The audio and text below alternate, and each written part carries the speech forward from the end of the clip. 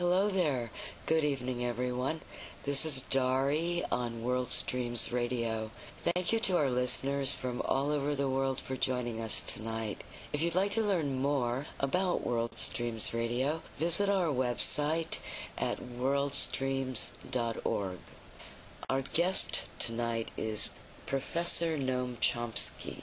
Professor Chomsky is an American linguist, philosopher, cognitive scientist, political activist, author, and lecturer. He's an institute professor and professor emeritus of linguistics at Massachusetts Institute of Technology. He's well known as one of the fathers of modern linguistics, and since the 1960s, he's become more widely known as a political dissident, an anarchist, and a libertarian socialist intellectual. His far-reaching criticisms of U.S. foreign policy and the legitimacy of U.S. power have made him a controversial figure, and we're very pleased to have him with us tonight. Hi there, Said. Hello and welcome, Professor Chomsky. Thank you for being with us. Glad to be with you. Well, hello, Dari, and good evening, everyone, and thank you for joining us, and good evening to you, Professor Chomsky. Thank you for being with us tonight. On the news, Iran is on every screen all over the world. We'll start with that question. Iran has tried to emulate a Western-style system of democratic transparency in its election that we've seen recently. Perhaps a grave mistake. Now it has found itself struggling with serious contradictions with far-reaching social and international consequences, as the great beast, as you referred to in one of your books, that Alexander Hamilton referred to, as the people strayed from its confines in the case of Iran? Well, actually the facts are not very clear. I mean, it wasn't constructed as anything like a fair election in the first place. The candidates were vetted by the clerical authorities, although you can say that there's something similar in Western societies where without very substantial wealth behind you, you can't really participate in elections. It's a different kind of vetting. But they were, only certain candidates were permitted. And then right away, immediately after the election, the Interior Ministry, as far as we know, and wherever we have evidence, the Interior Ministry sealed the ballot boxes and took them to wherever, to their own headquarters, where they then came out with a figure which doesn't look like a very credible figure, and the method of reaching it is in violation of their own laws and procedures, and of course undermines whatever credibility it might have. So we really don't know what happened.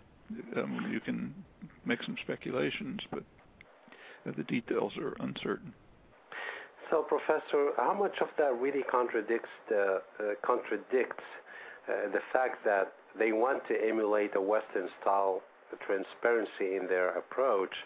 How much did that backfire as far as the way that they're trying to now really make an about face? Because Iran is known as a system, as a hierarchical system, where everything is done, by the rule of the mullahs and so forth.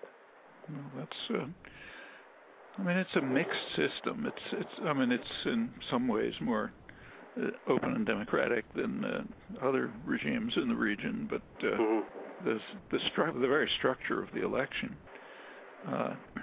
undermines a claim to full democratic participation, although, as I say, there are similar comments you can make about Western democracies.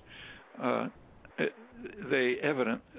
think there are many speculations about what happened. I think the most plausible one is that I've seen is by one Cole, specialist on the Middle East, academic specialist in the United States, who said, yes, we don't really know the details. The figures that the Interior Ministry came out with are not credible. And his guess is that what happened, he proposes a possible scenario. Perhaps when they saw the first votes, they recognized that their candidate, Ahmadinejad, might not get a majority, and he would need a majority to avoid a runoff.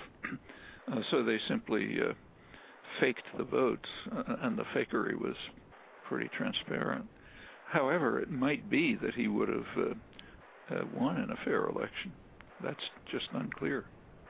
So what are the odds on both sides of the coin? I'm sorry? What are the odds on both sides of... Yes. Yeah, I don't think anybody can...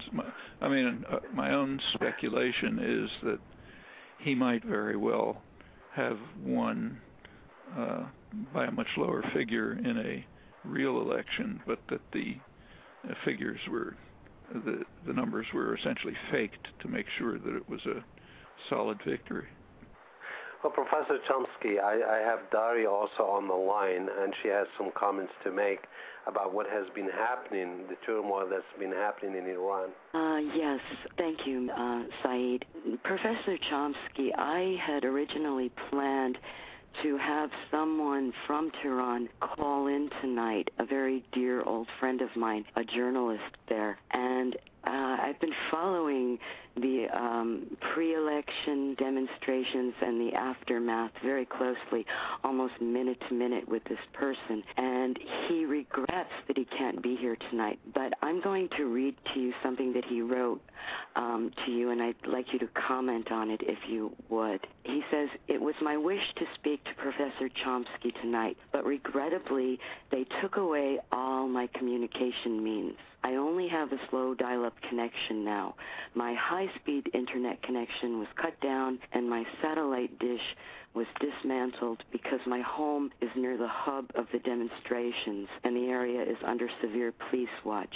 I'm totally in the dark now, no internet, no satellite, and displaced from home. I no longer feel safe at my home. I'm anticipating very tough days and more bloodshed. However, the government has lost control over the demonstrations. In my view, if all of us in Iran keep up civil confrontation and continue peaceful rallies, no power can stop us. Please ask Professor Chomsky to share our concern and to share his thoughts about this historical time with us." I got this about 30 minutes ago. Yeah. Well, of course, his perceptions are much more credible than anything I can say, but what he describes accords pretty much with what you can kind of pick up from the news that reaches us. The regime is at first reacted with extreme brutality. I mean, we saw that on the television screens. The peaceful demonstrations continued, which is tremendous courage, and they're enormous in scale. And the repression reduced in violence, but it's very systematic, as your friend reported. So possible dissenting opinion is simply cut off. Whether the population, if the population can continue to resist state violence, it would be essentially, kind of revolutionary.